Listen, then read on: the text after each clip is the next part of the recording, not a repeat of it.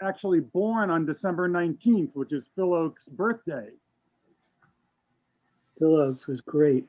We did a feature at Big Bridge in Phil Oakes a long time ago. I know you did. That's why I mentioned it to you. I clued you into running Ed Sanders' liner notes from the album.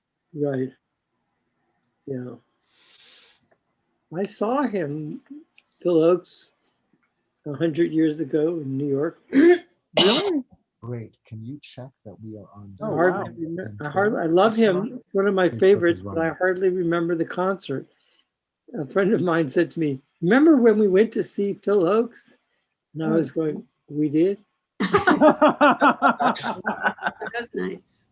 And that was someone I always wished I got to see, right? And apparently you did. That's wonderful. Great.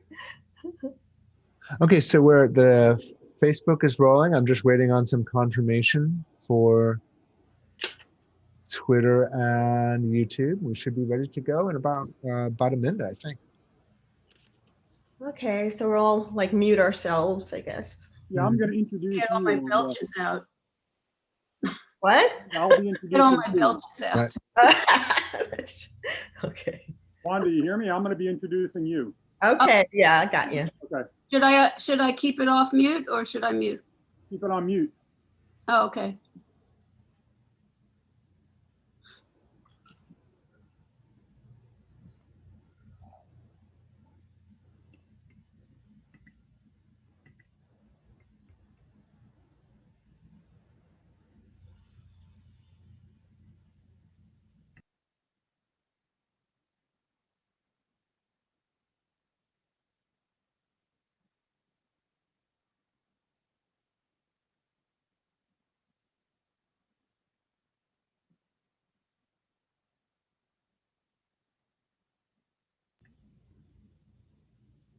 That's all right. If we were in person, we wouldn't be starting till 1:45 right now.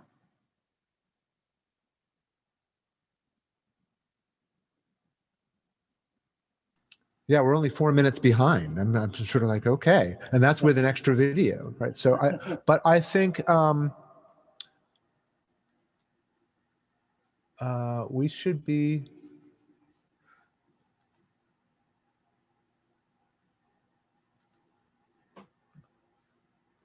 Okay, I am recording. And David, I'm going to turn it over to you. Great. Hey, everybody. So that was Mr. Don Yorty giving us some poetry as well as music. Thanks so much, Don. And this is the 1 o'clock hour, everybody. And like I said at the top of the event, where's my video there? I don't see my video. My video there? It's there, okay. Like I said at the top of the event, all of the sections, whoever is introducing the people, book the people. So if you have any problems with anybody that David Kirschenbaum books, you can just look at it and you can judge. You'd be like, oh my God, Kirschenbaum, why did you do that? So, and I'm real excited to welcome one of my favorite people in the whole wide world to the video lectern. She's a great poet, a musician, and our fiction editor of the lovely Boog City. And here's a whole chunk of fiction brought to you from Ms. Wanda Phipps. Thank you. Thank you so much, David. And first up, we have Bonnie Finberg. And Bonnie's fiction, poetry, and essays have been published and translated internationally, and her photographs have been exhibited widely. And she has a beautiful novel entitled Kali's Day, published by Atana Media, Unbearable Books, a short story collection and a collection of poetry. And she's the recipient of a Kathy Acker Award for fiction and is currently working on her second novel and a ficto memoir. Here's Bonnie Finberg.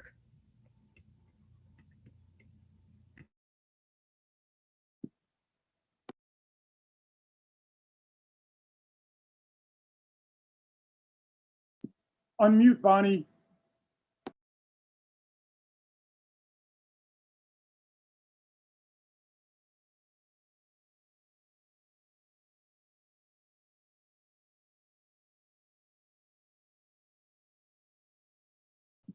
There you go.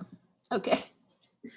This is fiction. It's called Invisibility, Ayn Rand's Pot of Gold. People used to say I looked like Audrey Hepburn or Susan Sarandon, young Susan Sarandon, depending on my mood and hairstyle. That was a lifetime ago. Lately, as my features have hardened into a blush is off the bloom version of my former self, they say I remind them of Joan Crawford or Patti LuPone, the current Patti LuPone. Sometimes, to my horror, I look in the mirror and see Ayn Rand. I don't think I look like Ayn Rand, but sometimes when I comb an Adolf Hitler part on the left side of my head.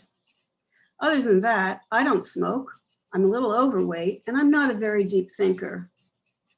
I just bought some groceries and was walking home along Broadway with heavy shopping bags, the Angel's food cake I just bought on sale placed carefully in a bag by itself on top of a New York Times. I'd wanted to buy fresh blackberries to dress it up. But when I got to the fruit section, the berries were $8 a container. So I bought some canned peaches and pineapple instead. I walked up Broadway trying to convince myself that putting canned fruit on the cake wouldn't be so bad. As I passed another market with tiers of fruits and vegetables outside, I noticed towers of blackberries in containers. The sign said 3 for $5. I looked inside at the pre-dinner buying frenzy. 2 of the 3 shopping bags, heavy with bottles, cans, and jars, were carving red ravines into my gloveless fingers. In my other hand, the lighter 3rd bag held only the Angel food cake and the newspaper.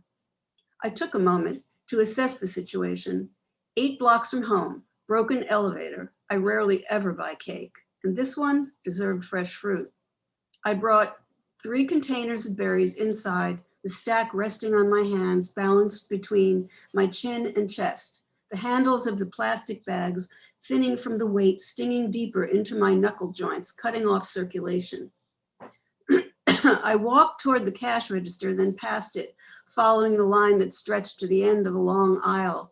Standing between the boxes of cereal, bottles of olive oil on special refrigerated dairy snacks, the tower of blackberries threatened to tumble to the floor, a steady parade of feet squeezing past in both directions.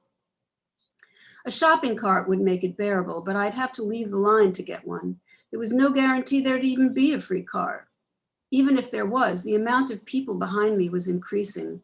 By the time I returned to the line, I'd have a longer wait than if I'd stayed there. I propped 2 of the bags stuffed to capacity between my ankles to prevent them from falling over. I bent over and slipped the berries into the bag with the Angel food cake and the New York Times. Blood buzzed back into my fingers. I tallied the contents of my wallet, my checking account, and savings. I calculated the resources and waste of the corporation who owned this small chain. I assessed the shelf life against the number of containers of blackberries displayed outside the store. 3 containers would be nothing. You were basically paying them so they wouldn't make you dive into some dumpster to get them. No one around me seemed to notice that I'd slipped the blackberries into the Angel food cake bag. I casually looked to the side and behind. 2 employees were having a heated discussion about how to stock some shelves. The guy directly behind me was looking around peevishly, holding a 6-pack in one hand and a family-sized bag of sour cream and onion ridges in the other.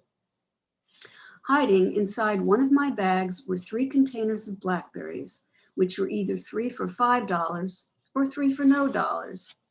I scoped the scene, the frantic populace around me racing like microbes, and I, invisible as a shred of pimento stuffed into one of the olives crammed into the jars lining the shelves along the aisle. The place was lit with fluorescent bulbs, and though I didn't see any, I suspected there were surveillance cameras. I affected a forehead slapping, oh, I forgot something moment. I didn't actually slap my forehead. That would draw attention. It was a to myself head slap to get into it, a form of method acting frequently used by thieves and other sociopaths, where convincing yourself of something helps to convince others. I took a circuitous route through a couple of aisles in case my movements were being watched by the surveillance cameras, though I don't believe anyone actually watches them all the time, especially since everyone is on their devices and no one is really paying any attention to anyone unless they're famous or a female under the age of 40.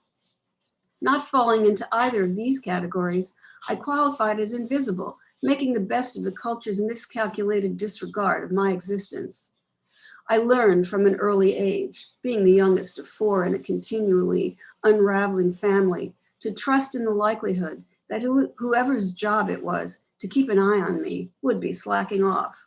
Similarly, whoever is supposed to be keeping an eye on the camera, if there is anyone, not just the presence of a camera itself as a deterrent, will probably be checking his/her Facebook page or playing Candy Crush on his/her cell phone. I was still unsure of whether to play it safe and go back to the line or out the exit. Yet I knew, who knows me better, which I would choose. Nearing the end of the second aisle, I saw that the only thing between me and the exit was chaos, like an anthill, which is not chaos, only looks that way to an outsider. Everyone around me had a destination, an intention to fulfill. Mine was out the exit. I emerged into the dusk of Upper Broadway. The sun was only visible by the orange light it radiated above. It spread, firing up the cornice of an early 20th century apartment building. And there it was, like a gift from heaven, shooting up from a slender glass tower, maybe a mile or two north, a rainbow, making a high balletic arc, ending in some mysterious place in the southeast on the other side of Central Park.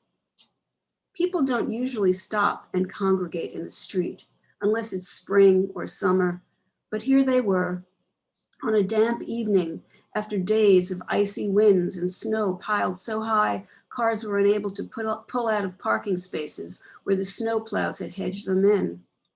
It had been unseasonably warmer than the preceding days, and the thaw was sending up a moist prism. The sky was turning pink and gold. People who were walking uptown stopped in the middle of the sidewalk, looking up and smiling. Mothers and fathers bent over strollers, spoke in high, squeaky voices to their toddlers and pointed at the sky. At first, the people walking downtown, rainbow at their backs, were oblivious. When they saw the upturned faces of the people walking toward them from the other direction, they turned around. More people stopped, looking up, muttering to each other, smiling. Hands fumbled in bags and pockets, dogs and strollers abandoned to phones raised skyward like amulets, and I was doing it too, because you wanted to own it. The rainbow starts to fade. Everyone is talking about how it's going away. The sky is getting paler before it gets darker, and then the lights of Broadway deepen. Traffic lights, headlights, outdoor lights of the fruit and vegetable stands, corner banks, pizza parlor neon. There's really no end to a rainbow. And I don't mean the rainbow, as in somewhere over the. I mean a rainbow, because there must be infinite rainbows, visible from infinite points of view. One fades here, another appears there, no end. Now, acutely aware of being alive in the midst of a sacred geometry, in a bliss all the more blissful because it lives in the ordinary, I thought about the 3 containers of blackberries for which I would have happily forked over $5. $5 is a bargain, but there's no bargain like free. The free berries are riding home in the bag with a cake of angels in the New York Times. I'm feeling doubly elated. My petty larceny is clearly worthy of a celestial display. What we have here is not merely an angel food cake with fresh berries. A sentient being is paying homage to a holy thief, a biblical gesture sent by a god with Shakespearean imagination, or the fallen angel of Ayn Rand.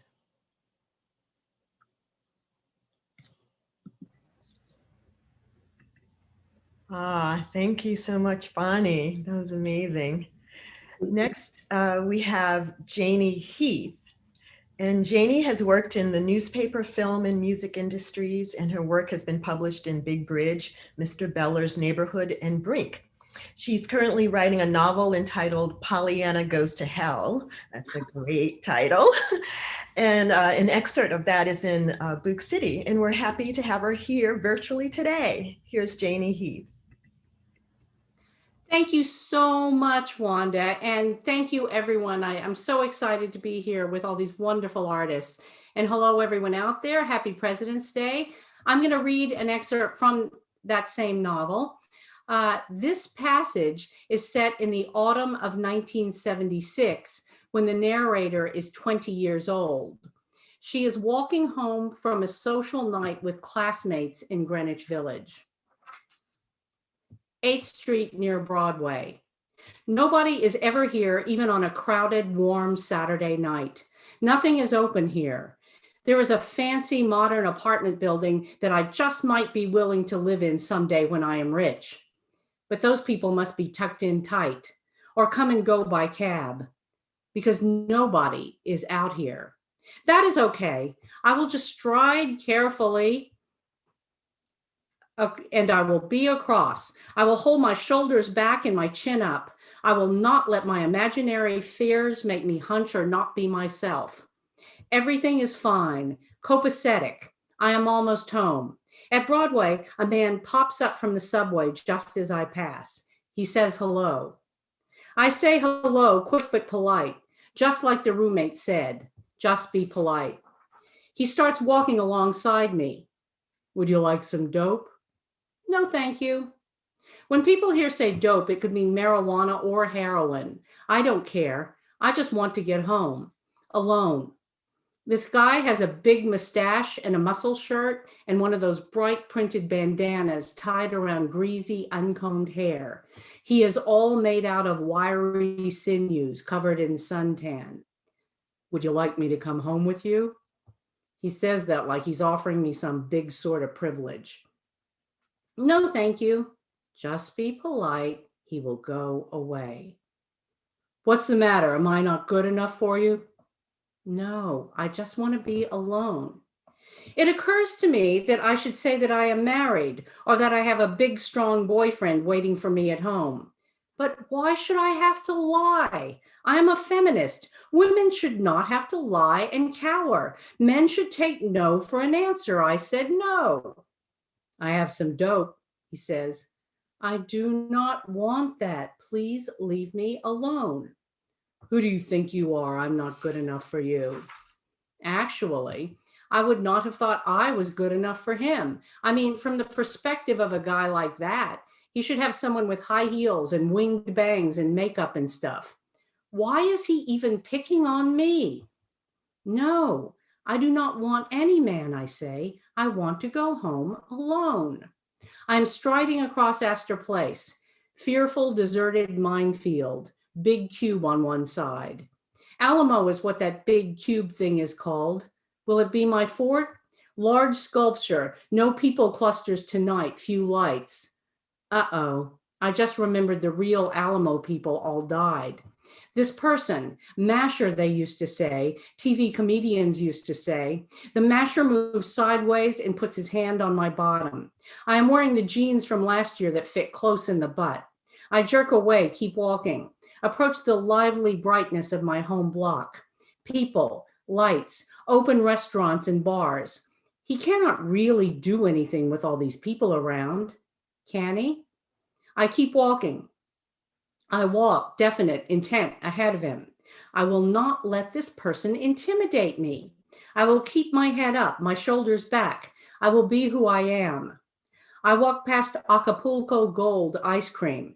Or is it a Japanese restaurant now? It looks pretty much the same, but I think it has a different name. This guy who is following me must see it is busy here on this street. I go to my door. He is still here. What does he think? I have told him to go away. Does he think I am being coy?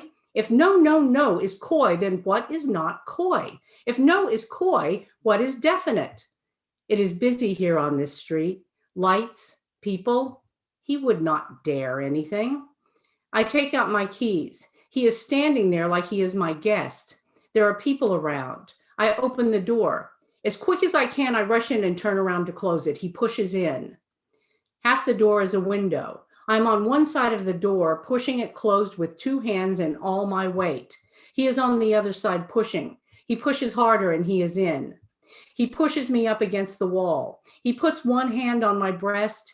his bristly lips on mine. He says something that sounds like a term of endearment, but I do not really hear because I cannot believe he is in here, in the foyer of my building. No one will help you in this city. That is what my parents said since I was a little girl. They said a girl was raped and killed and everybody watched and no one called the police or helped. I reach back and press the buzzer for my door, and when it buzzes back, I push him away and push in the second door to my building and run up the steps. I run up, only once twisting my head back to see how close he is chasing me. I see a big man pick him up and put his head through the glass of the second foyer door. My apartment. The roommate is standing behind the door holding the police lock like she is up to bat. I run in. She locks the door. I breathe hard for a while. Thank God for the roommate. She got me in. I am safe. What now? The roommate says she knew something was up when I buzzed. She knew I had my keys. Some time passes, not much time. I do not know. I have no sense of it now. There is some sort of noise downstairs. The roommate presses the button on the intercom. We hear a voice in the foyer. We have to find the girl, says the intercom. You have to go down, says the roommate. I do not want to go down there. Not now I am safe. You have to go, says the roommate. Will you come with me? No. I am slow, trepid, one step, another, one worn old concave step at a time. There is a ruckus down there. I do not want this. Near the bottom, glass, broken glass and blood, blood all over. This is not my life. This is like the bad dreams I would have after the monster movies I only ever saw when the next door neighbor kids came over. Corpses rotting in the bottom of the Black Lagoon. This is not my life. This is like that movie with the glamorous teenage streetwalker. That movie where there was blood and glass all over a staircase. The camera moves down a staircase and there is blood and glass and carnage. I walk down the stairs and there is blood and glass. There are police at the bottom. They are about to arrest a big burly blonde guy for beating up a skinny mustache man for no reason. Here I come, the reason. Thank you. Thank you, Janie. That was pretty intense. Good stuff. Next up, we have Michael Rothenberg. And Michael is a dear old friend and the co-founder of 100,000 Poets for Change, as well as co-founder of Poets in Need, a nonprofit 501c that assists poets in crisis. He has many books of poetry and fiction out there and was the publisher of the online journal Big Bridge, which I worked on with him some years ago. And currently he is Florida State University Library's poet in residence. Please welcome Michael Rothenberg. Hello, hello, hello. Thank you for having me, Wanda and David. What I'm going to read now is a piece of fiction, the first chapter of a book called The Drums of Grace. And the first chapter is called Stella Bright. Can you hear me okay? Yes. It's never the end of the world. It just feels that way. Day after day, everything running smoothly, perfectly, and silent. Seated in his favorite leather chair in front of a wall-to-wall TV, Walter Blue sips a cold beer and waits for the concert to begin. Stella Bright, live from Music City. He's tuned in to an underground station. The signal is weak. The picture drops in and out. Walter Blue is patient. The audience is restless. Spotlights crisscross the stage. Stella Bright's kid brother, Johnny Angel, stands alone with a conga drum under a shimmering blue spotlight. The upright bass player stands in a purple column of light, his arms wrapped around his instrument. Crimson light pours down upon a solitary microphone center stage. The audience chants, "Stella, Stella, Stella." Then a deep, disembodied voice thunders through the theater. "Ladies and gentlemen, welcome to Music City. It's our great pleasure to welcome you to the Clarion Theater tonight." The crowd roars. Get ready for an extra special evening of music. Give it up for Stella Bright. A raucous cheer sweeps through the theater. The band begins to play. First the bass, a steady pounding pulse. Then the conga player joins in. Bass tone, slap tone, open tone. Hypnosis sets in.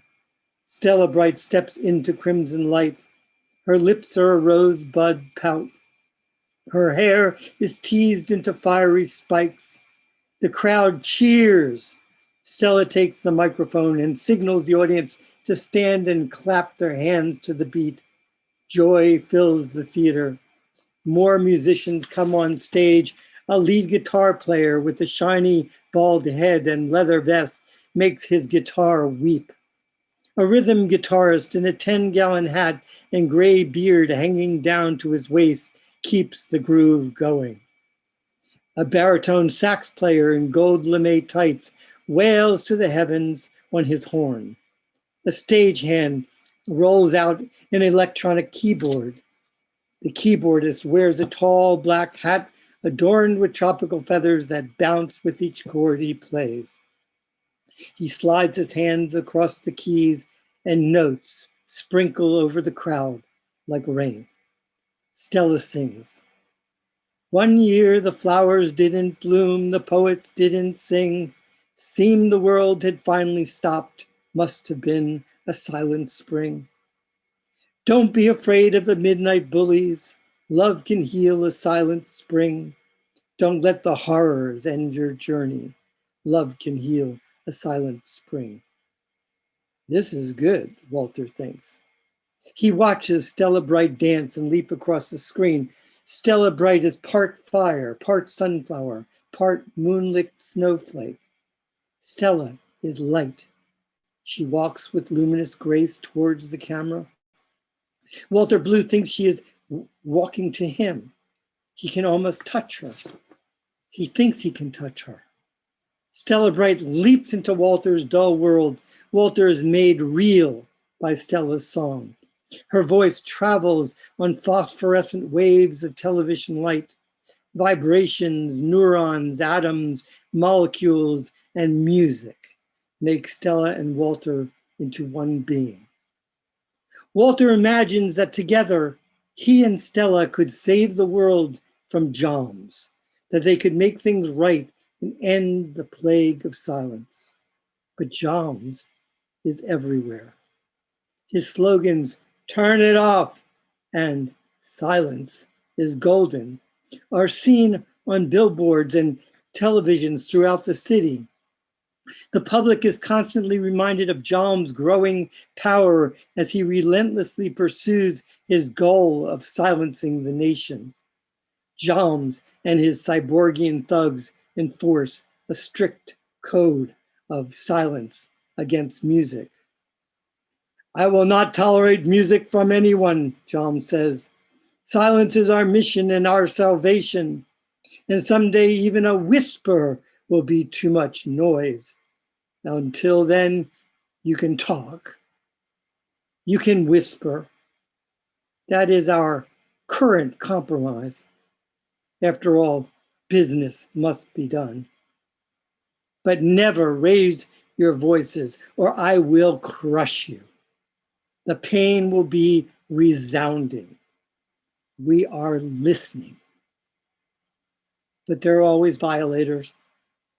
Joms had made provisions for that. Violators of his strict code of silence are arrested and sent to the soundproof prison for the criminally musical. A life sentence. If inmates are good, they can whisper on occasion, at meals, or in the prison yard. If they do not behave, if they try to hum or sing or shout, their lips are sewn together. There is no reprieve for repeat offenders. Walter Blue trembles with rage against the ever-present weight of inordinate silence. He trembles under the iron shackles imposed by Joms.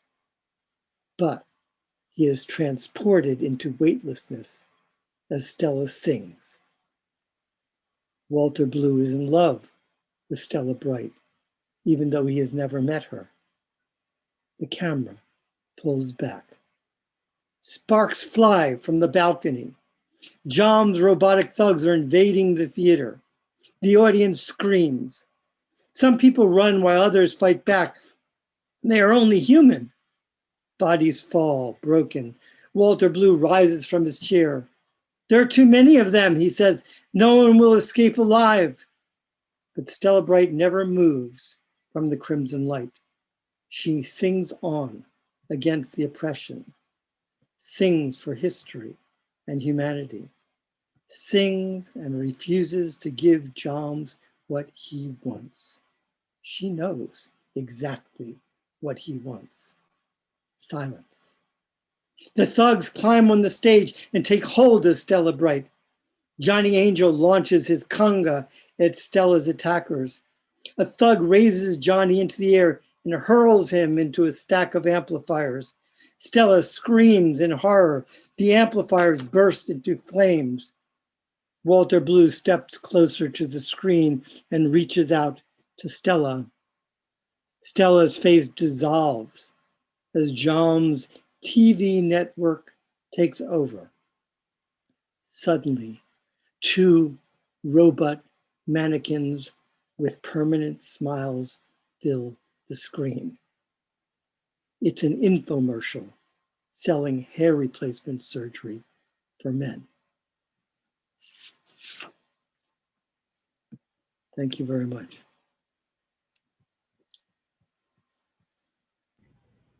Whoa, thank you, Michael. Thank you, everyone, for the great fiction. Thanks so much, Wanda. Thank you, Michael, Janie, and Bonnie.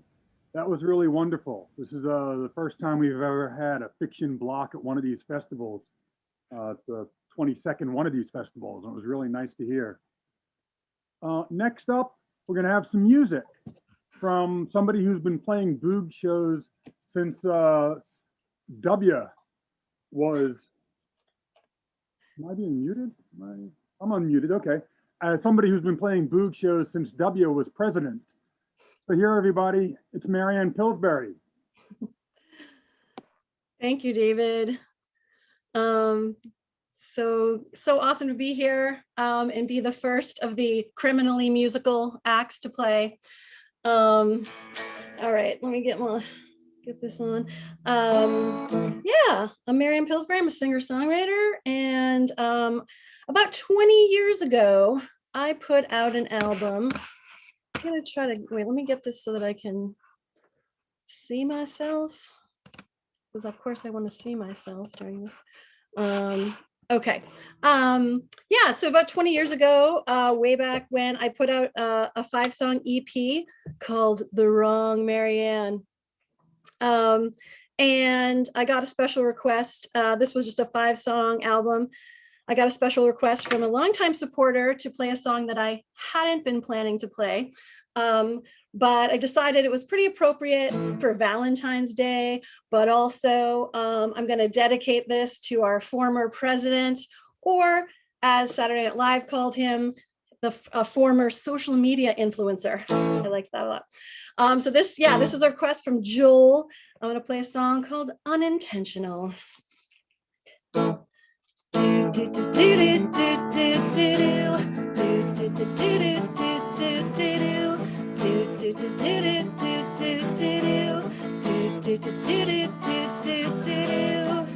I know I fall in love too easily, but did you really have to break my heart so quickly? And now you want to be my very best friend. Please tell me, will this nightmare never end. Oh, I know you didn't mean to take me home. I should have known that it was unintentional. I know you didn't mean to leave me alone. I should have known that it was unintentional. Unintentional, 'cause you're an unintentional asshole. Do, do, do, do, do, do, do, do, do, do. I guess it's my own fault for offering my heart to you. I don't blame you for tearing it apart. I'd do the same to you. My road to hell is paved with your intentions. Stop being so good to me, 'cause I can't take any more rejection. I know you didn't mean to take me home. I should have known that it was unintentional. I know you didn't mean to leave me alone. I should have known that it was unintentional. Unintentional, 'cause you're an unintentional asshole. This is not a love song.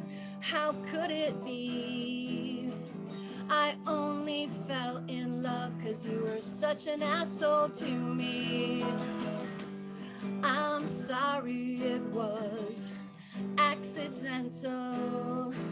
You should have known that it was unintentional. Oh, I know you didn't mean to leave me alone. I should have known that it was unintentional. Unintentional, 'cause you're an unintentional asshole. Do do do do do do asshole. Do do do do asshole. Do do do do asshole. Woohoo! So true, so true. Thank you.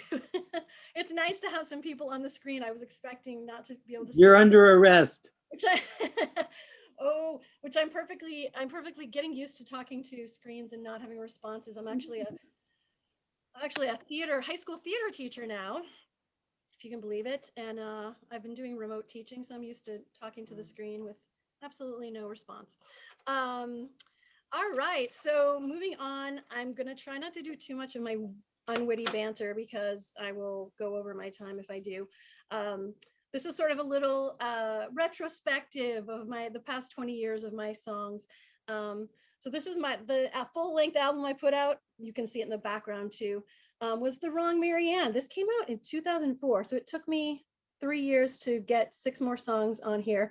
And one of the songs that was added to this album was a song that I have gotten really sick of, but it was a special request again by some supporters. So I'm gonna play it, and I realized that it's actually still pretty relevant in my life, especially during the pandemic, being a single person living alone with my cat who is acting out right now. Did you hear that? She just knocked something over. She's acting out right now. Anyway, yeah, being alone, being home in the pandemic, and yeah, realizing like I haven't like touched another human being in like a year, you know. So this song is called Boo Hoo. When I stay in bed all day, they call it depression. When two people stay in bed all day, it's called passion.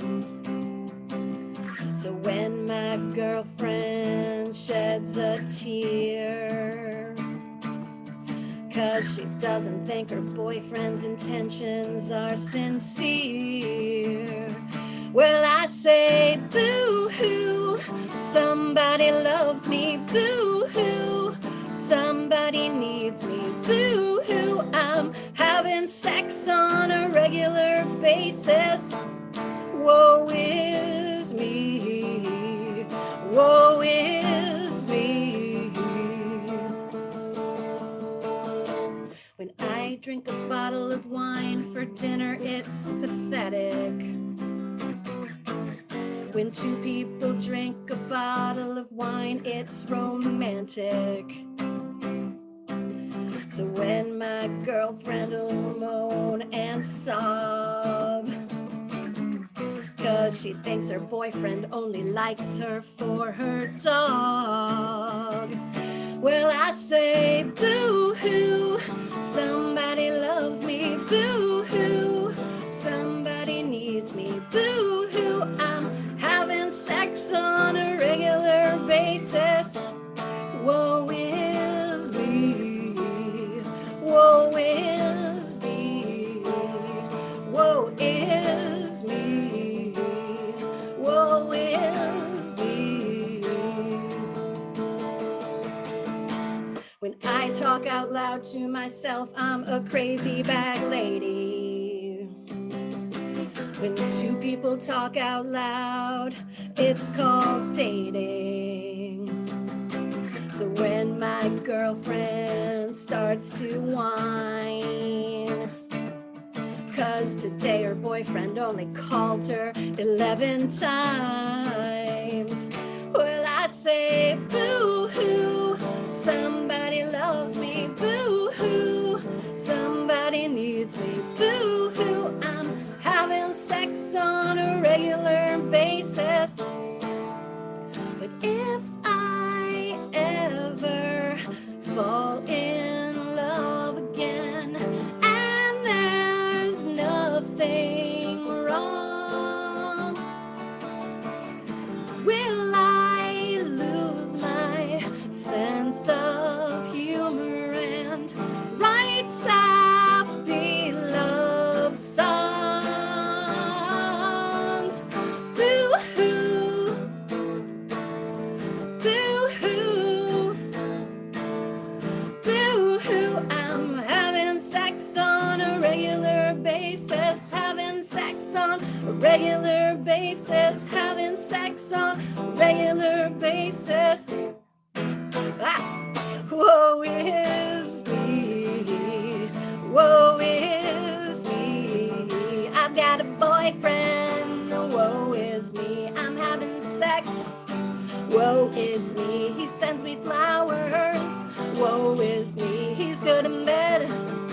Woe is me, I've got a boyfriend. Woe is me, I've got a boyfriend. Woe is me, I've got a boyfriend. Woe is me.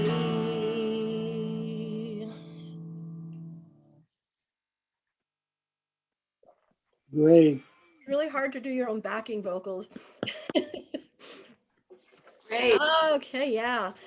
Woo, that's an oldie. That's Oldie good. but a goodie. Okay. So I had a band in New York City. Oh, I'm in Maine, by the way. I'm zooming in from Maine because this is where I live now. I lived in New York for a long time, and like David said, played some Boog City events. But I live here now. I'm teaching students. If you're watching, I'm sorry for the inappropriate material that you are hearing. Yeah, so my band, the Marianne Pillsburys, we put out a 3-song EP called the Hot EP. Unfortunately, a lot has changed since I left New York and since I put out some of this music. Gotten a little older, developed some arthritis. I wear glasses now all the time. And I can't play the songs the way I used to, so I'm not going to play anything from the Hot EP. Sorry. Someone requested Fixer Upper Lover, but I can't do it, although it's still very relevant in my life. I'm going to play a song called Boys that I think is in the spirit of the Marianne Pillsburys at the time of the Hot EP. And I'm going to mix it up. So at the time, it's a song called Boys. I'm going to throw in some girls there because since I wrote the song, I actually came out as queer. So I'm gonna mix it up. So it's gonna be a little different than the original. I'm just gonna throw in the word girls, basically. Okay, there we go. Boys are fun and boys are cute, but sometimes they don't know what to do. Girls are cute and girls are fun, but they don't always know how to get the job done. When I first met you, I just knew that I was gonna take you home. The next time we met, you went off with another girl and I went home alone. Look, I'm not trying to cramp your style, sweetie, but I just don't have time for this crap. Boys are fun and boys are cute, but sometimes they don't know what to do. Girls are cute and girls are fun, but they don't always know how to get the job done. When I said let's have drinks and make out like we did when we first met, you said come meet up with me and my friends will do a karaoke duet. Yeah, karaoke's fun and all, but you know what else is fun, babe? Sex. Boys are fun and boys are cute, but sometimes they don't know what to do. Girls are cute and girls are fun, but they don't always know how to get the job done. Boys, I wanna take you home. Boys don't wanna meet your mom. Boys, I want you in my bed. Boys don't wanna play hard to get. Girls, I wanna scream your name. Girls don't wanna play no game. Girls, I want some action, so why can't I get no satisfaction? Girls, boys, girls, boys. Boys are fun and boys are cute, but sometimes they don't know what to do. Girls are cute and girls are fun, but they don't always know how to get the job done. Boys are fun and girls are cute, but sometimes they don't know what to do. Girls are cute and girls are fun, but they don't always know how to get the job done. Boys, all I really want is girls, and in the morning it's boys, and in the evening it's girls. All I really want is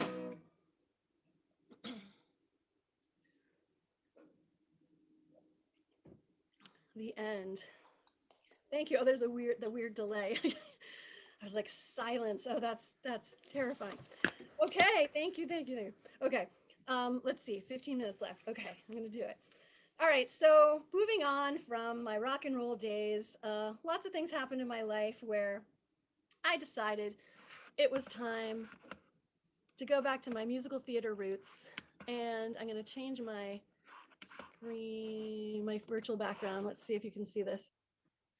Ah, yes, I ended up writing a show called Depression, the Musical.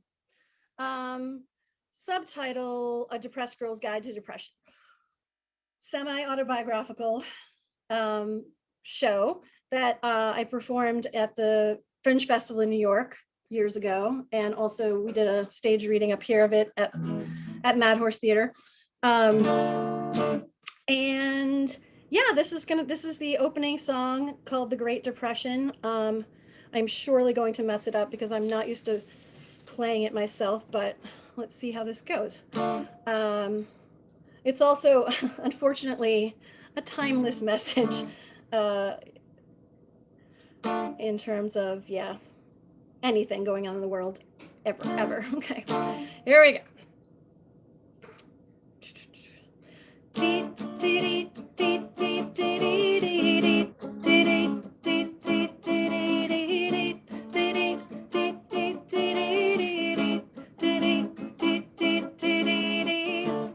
Feeling tired, feeling blue.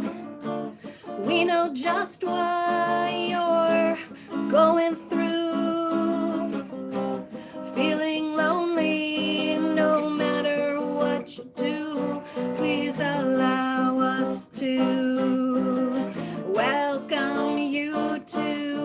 Depression, a steep downward spiral of rage and denial. Depression, a sign of the times. You might think that you're fine, but depression, a true epidemic. Anyone can get it. The world's a freaking mess. No wonder you're depressed. You're not the only one.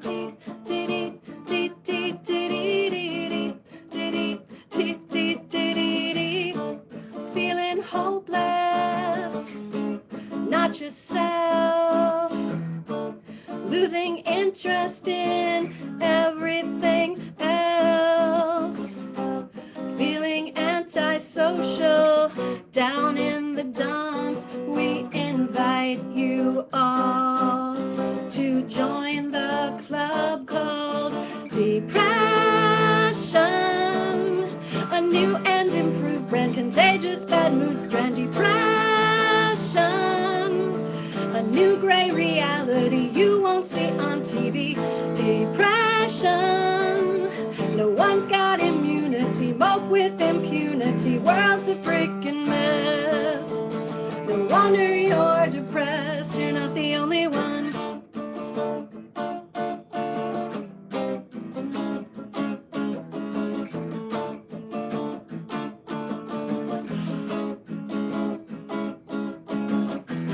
The Great Depression of the new millennium, a deep dark recession of the world's collective cranium.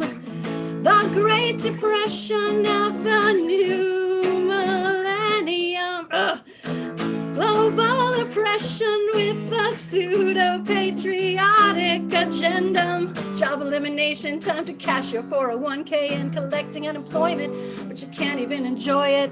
Falling and can't get up. Try a pharmaceutical, pick me up. Depression, it may sound sadistic, but check the statistics. Depression, a mental stagnation that's sweeping the nation. Depression, a sickness of spirit, tequila won't kill it. The world's a freaking mess. No wonder you're depressed, you're not the only one. Diddy, dee, dee, dee, dee, dee, dee, diddy, dee, dee, dee, dee, dee, diddy, dee, dee, dee, dee, dee, diddy, dee, dee, dee, dee, dee.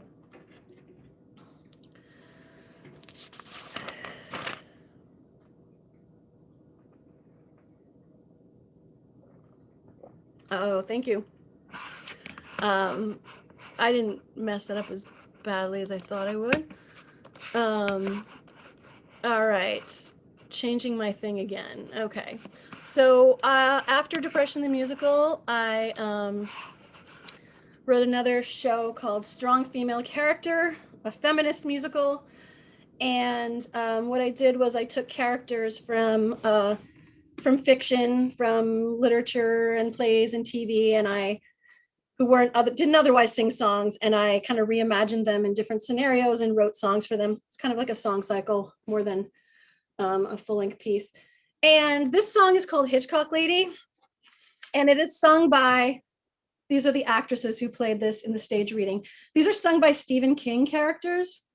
So we have Carrie from Carrie, we have Wendy Torrance from The Shining, we have Annie Wilkes from Misery, and Susanna Dean from The Dark Tower. And so they're singing about how they long to be a Hitchcock lady, which frankly I do too. Okay.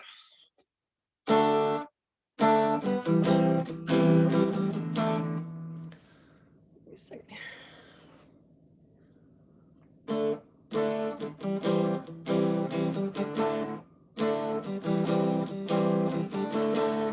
I wanna be a Hitchcock lady. Then you would like me better, maybe. I'd be such a mystery. You'd wanna get to the bottom of me.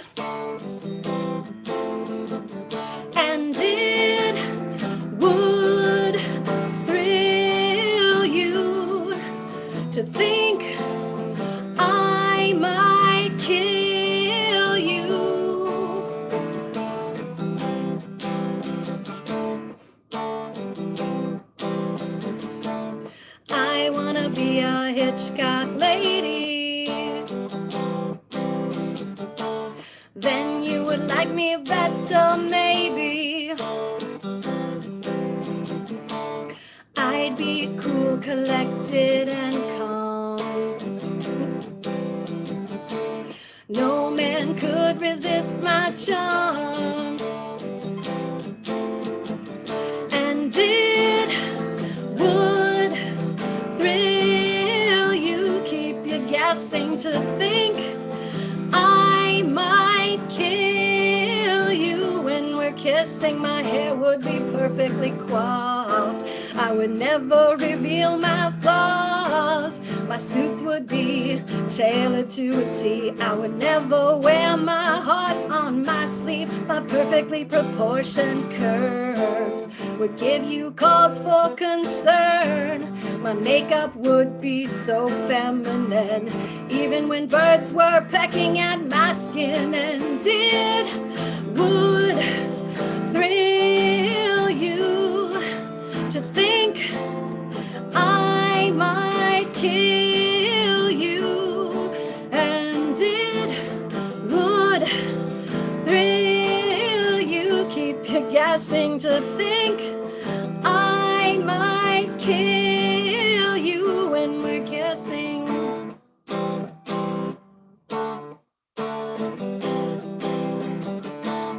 I wanna be a Hitchcock lady. I wanna be a Hitchcock lady. I wanna be a Hitchcock lady. I wanna be a Hitchcock lady.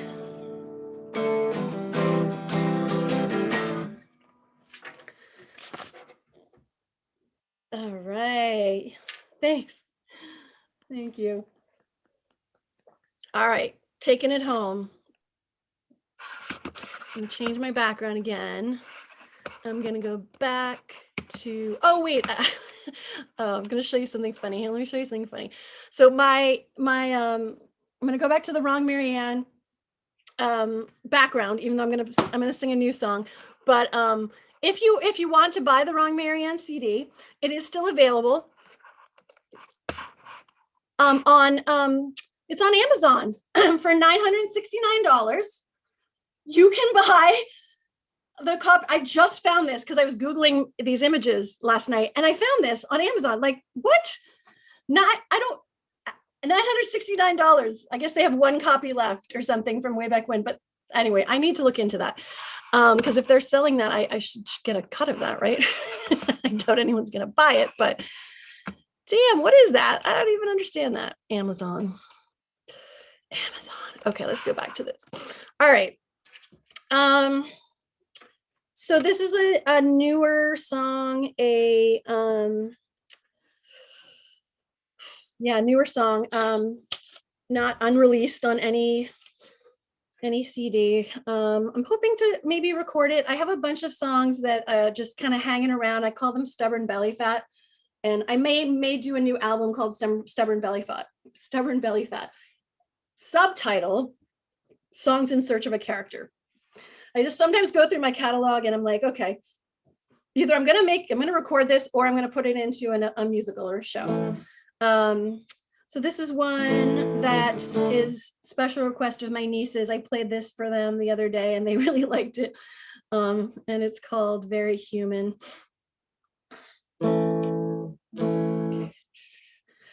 I'm feeling very human today, very imperfect. Feeling very human today, America's next top reject. A postmodern, post-nasal drip, an existential pain in my hip, a tenuous grip, stubborn belly fat, my emotional helmet about to crack. It's my pity party and I'll cry in the dirty laundry of my unfiled loose leaf feelings. Oh yes, these are a few of my least favorite things.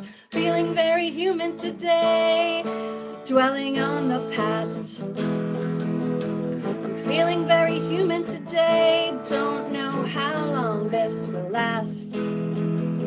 Purple rain acid rain, state of Maine, house of pain, no such thing as a friendly game, Pepto-Bismol pink, a numbing drink, a broken dinner plate in the kitchen sink, caught in a vicious circle of strawberry rhubarb pie. Birds fly out of here, so why, oh, why the hell can't I? Feeling very human today, bathing in regret. Feeling very human today, when will I forgive myself and forget? I'm feeling very human today, sorry for myself. Feeling very human today, just like everyone else. Wish I could declutter my brain, trash the pain, the insane, the profane, spam filter my memories, donate them to charity, suction out the defects I find, reprogram the tapes in my mind. Please be kind, erase, rewind. Please be kind, erase, rewind. Feeling very human today, but life goes on. I'm feeling very human today, so I write this song. I'm feeling very human today, so I brush my teeth. I'm feeling very human today, so I get something to eat. I'm feeling very human today. Feeling very human today. I'm feeling very human today. Feeling very human today.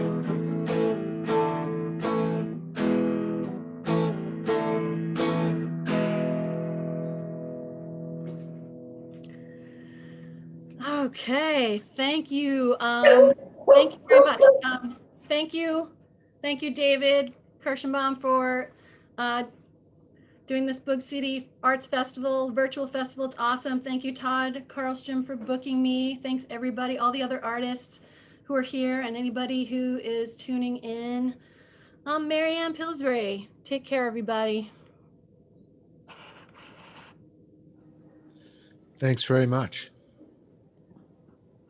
Okay, and Wanda, you want to wrap up? Thanks to everybody.